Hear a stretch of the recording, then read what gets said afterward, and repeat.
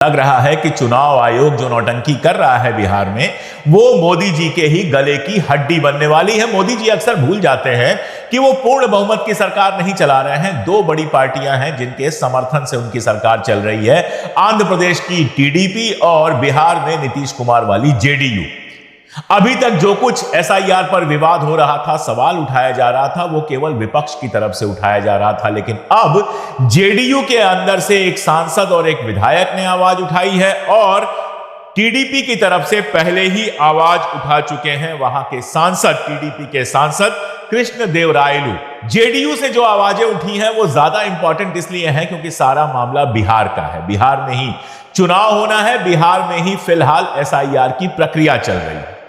JDU आमतौर पर Bharatiya Janata party के साथ आंख मूंद कर रहती है। ललन कुमार साहब संसद में ऐसा लगता है कि जेडीयू के नहीं भाजपा के सांसद हैं, लेकिन इस बार एक सांसद ने आवाज उठाई है। बांका से सांसद हैं गिरधारी यादव। बांका इंपॉर्टेंट सीट रही है। दिग्विजय सिंह जी एक जमाने में यहां से एमपी हुआ करते थे, मिनिस्टर वगैरह भी हुआ करते थे। गिरधारी यादव भी जेडीयू के सांसद हैं और नीतीश कुमार के करीबी भी माने जाते हैं। उन्होंने सीधे सीधे सवाल उठाया है कल संसद भवन के बाहर। चुनाव आयोग जो है ना, उसको कोई क्या कहते हैं, व्यवहारिक ज्ञान नहीं है। वो बिहार का न इतिहास जानता है, न भूगोल जानता है, कुछ जानता ही नहीं है। ये बरसात के दिन में जब खेती का दिन चल रहा है, आदमी को हमको कागज पत्र जुगाड़ करने में 10 दिन लग गया। मेरा बेटा अमेरिका में रहता है, कैसे साइन करेगा 1 महीना के अंदर में?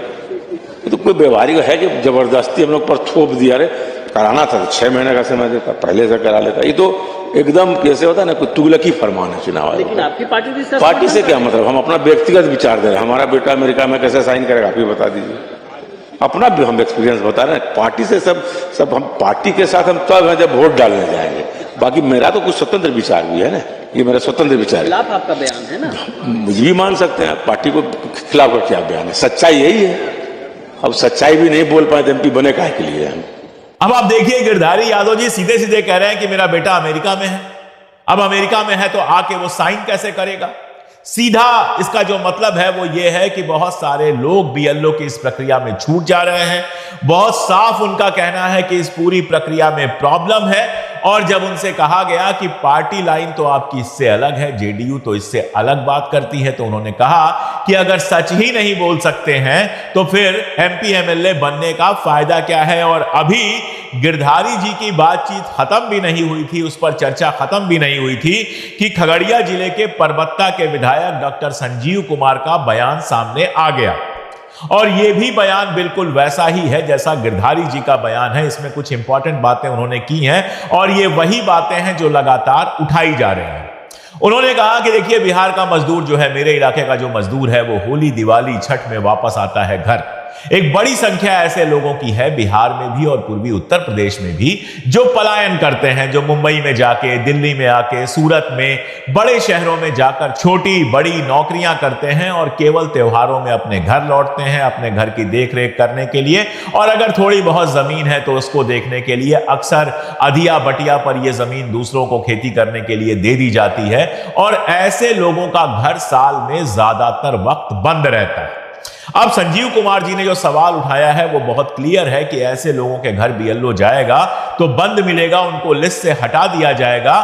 इस तरह से तो उनका वोटिंग राइट छिन जाएगा। एक और बात बड़ी की है संजीव कुमार जी ने, जिस तरफ अजित अंजुम और बाकी लोग लगातार इशारा कर रहे हैं। दैनिक भास्कर का कल जो एक खुलासा आया था जिसमें 50 बीएलओज ने कहा कि हम तो कहीं गए ही नहीं, हमने कोई दस्तावेज देखा ही नहीं, जो मिल गया उसको भर दिया। ये बात उन्होंने जेडीयू के विधायक ने अलग तरीके से कही।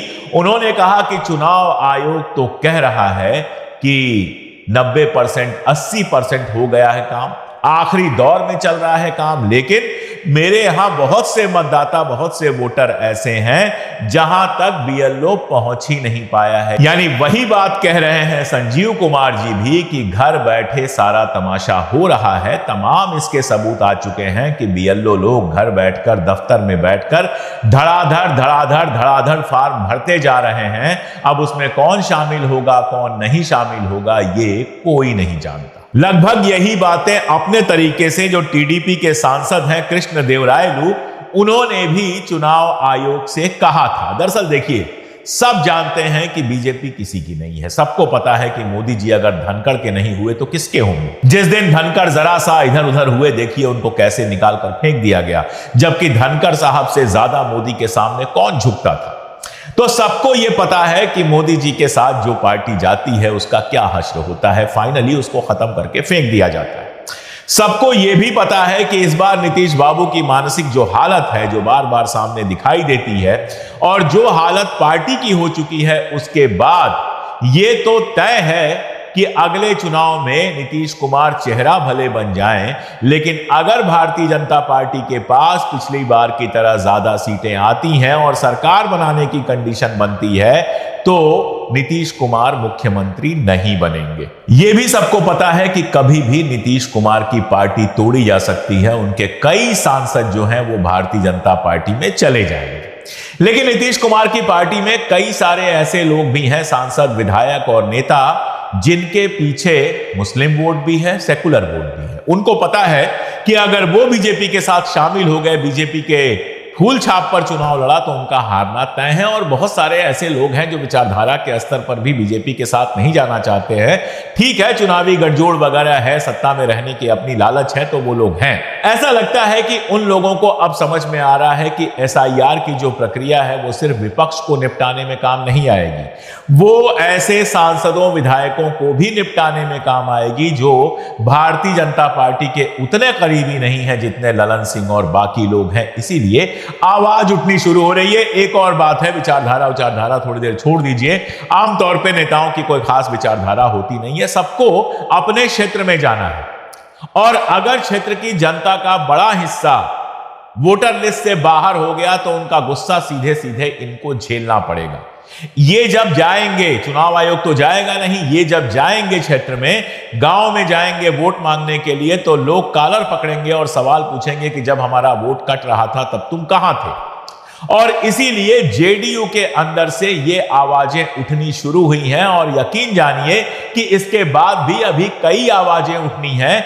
काफी परेशानी झेलनी है नीतीश कुमार जी को विधानसभा के अंदर, चाहे जितनी बड़ी बड़ी बातें कर लें, लेकिन अगर उनके विधायक डॉक्टर संजीव कुमार सामने आए हैं एसआईआर के खिलाफ, तो तय मानिए कि और भी बहुत सारे विधायक होंगे जो अभी फिलहाल चुप होंगे, लेकिन मौका आने पर सामने आएंगे। बिहार की राजनीति इतनी सीधी कभी नहीं रही कि दूर से समझ में आए। चुनाव आने के पहले क्या जेडीयू टूटेगी? क्या जेडीयू से कुछ लोग टूटकर आरजेडी में आएंगे?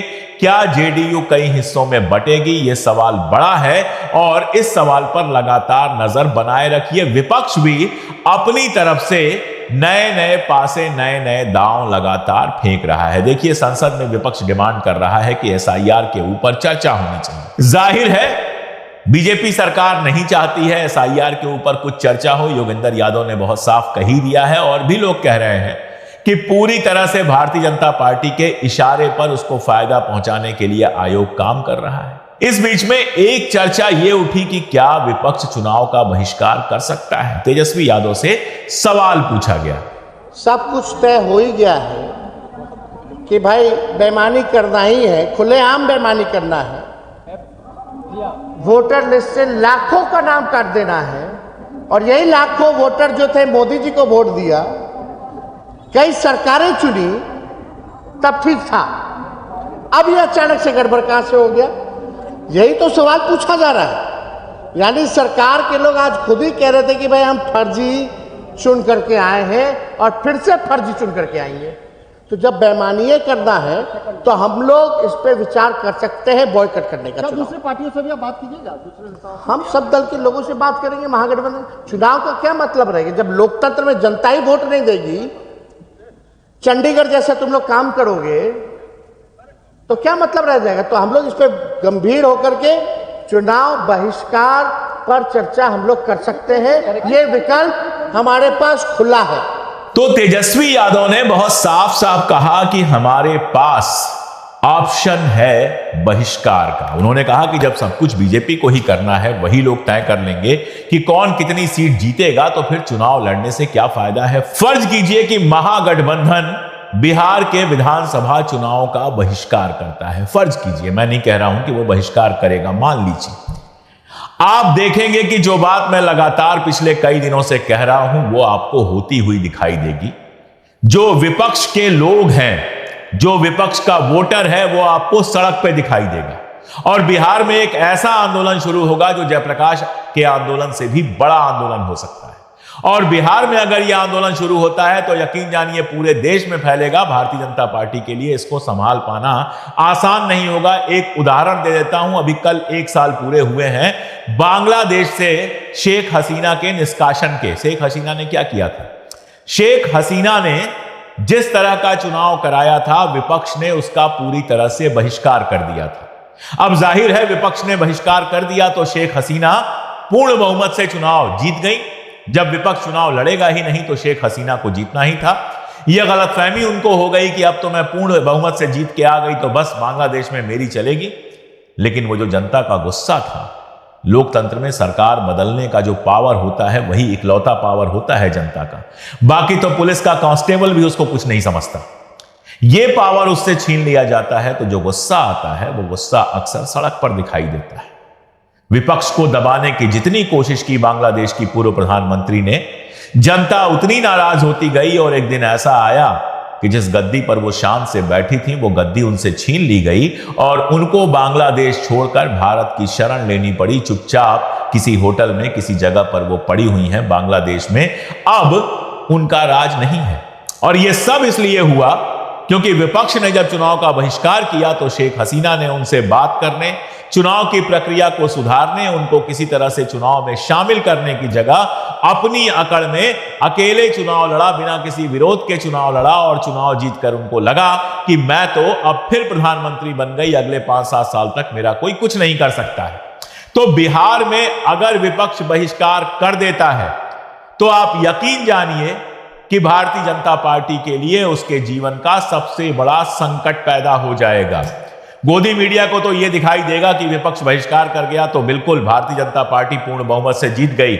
लेकिन जो जनता वोट नहीं कर पाएगी, जो जनता अपने पसंदीदा नेता को नहीं चुन पाएगी, जो जनता वोट देने नहीं जाएगी, वो जनता सड़क पे उतरेगी। बहिष्कार करके विपक्ष अपने घर में सो नहीं जाएगा, वो जनता के बीच जाएगा, जनता से अपील करेगा, वो जनता सड़क पे उतरेगी। नीतीश कुमार की छोड़िए, मोदी जी की भी गद्दी खतरे में पड़ जाएगी। ये बिल्कुल तय बात है। सुनने में आपको बड़ी बात लग सकती है, लेकिन दुनिया का इतिहास पलट के देख लीजिए कि जब लोकतंत्र को पूरी तरह से खत्म कर दिया जाता है, लोकतंत्र का नकाब नोच कर फेंक दिया जाता है, उसके बाद जनता का गुस्सा अक्सर सड़क पर आता है और बड़ी बड़ी सत्ताएं पलट जाती हैं। तो फिलहाल एसआईआर की प्रक्रिया चल रही है। अभी सुप्रीम कोर्ट में क्या होगा किसी को नहीं पता। संसद में लगातार विपक्ष प्रदर्शन कर रहा है। रूबिया लियाकत जी सवाल कर रही हैं, इतने मिनट में इतना पैसा खर्चा होता है, इतने घंटे में इतना पैसा खर्चा होता है। समझाइए अपनी सरकार को, आप ही की पार्टी की सरकार है, आप लोग अघोषित प्रवक्ता हैं उस पार्टी के, तो समझाइए कि सरकार बात क्यों नहीं कर रही है विपक्ष से, विपक्ष को चर्चा क्यों नहीं करने दे रही है,